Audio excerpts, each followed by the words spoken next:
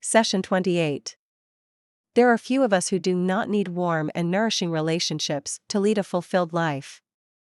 Psychology makes clear that loving and being loved are important elements in emotional health, but also points out the necessity for expressing, rather than repressing, our hostilities.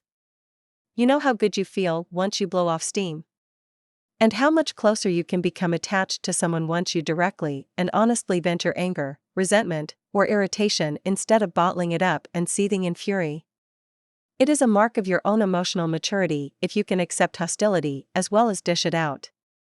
So let us pretend, in order to encourage you to become personally involved in the introductory 10 words of this chapter, that each paragraph in the next few pages accurately describes you.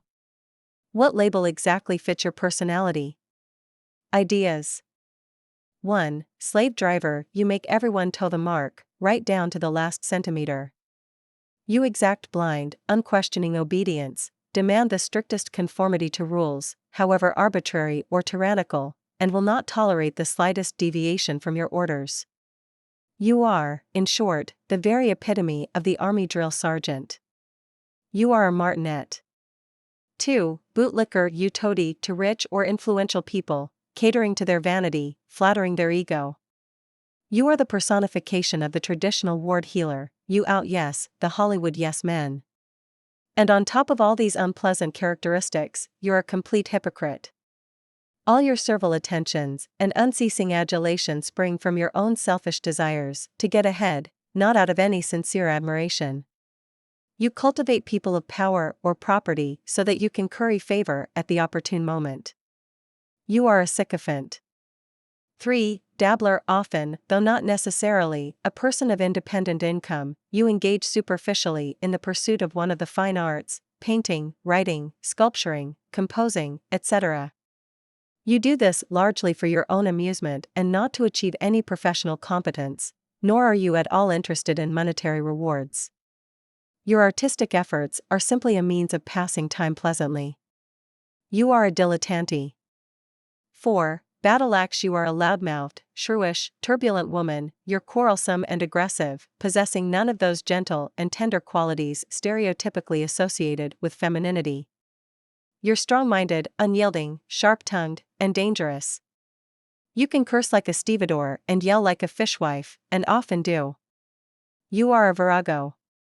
5. Super patriot, anything you own or belong to is better, simply because you own it or belong to it, although you will be quick to find more justifiable explanations.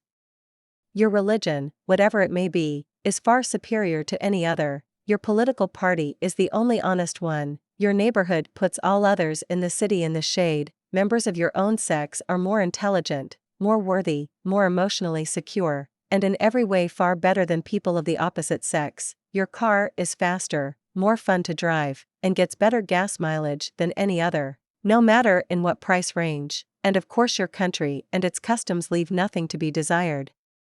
And inhabitants of other nations are in comparison barely civilized. In short, you are exaggeratedly, aggressively, absurdly, and excessively devoted to your own affiliations, and you make no bones about advertising such prejudice. You are a chauvinist. 6. Fanatic, you have a one-track mind, and when you're writing a particular hobby, you write it hard. You have such an excessive, all-inclusive zeal for one thing, and it may be your business, your profession, your husband or wife, your children, your stomach, your money, or whatever, that your obsession is almost absurd. You talk, eat, sleep that one thing, to the point where you bore everyone to distraction. You are a monomaniac. 7. Attacker, you are violently against established beliefs, revered traditions, cherished customs, such, you say, stand in the way of reform and progress and are always based on superstition and irrationality. Religion, family, marriage, ethics, you weren't there when these were started and you're not going to conform simply because most unthinking people do. You are an iconoclast.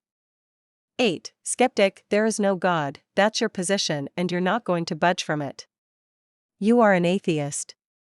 9. Self-indulger, you are, as a male, lascivious, libidinous, lustful, lewd, wanton, immoral, but more important, you promiscuously attempt to satisfy, and are often successful in so doing, your sexual desires with any woman within your arm's reach.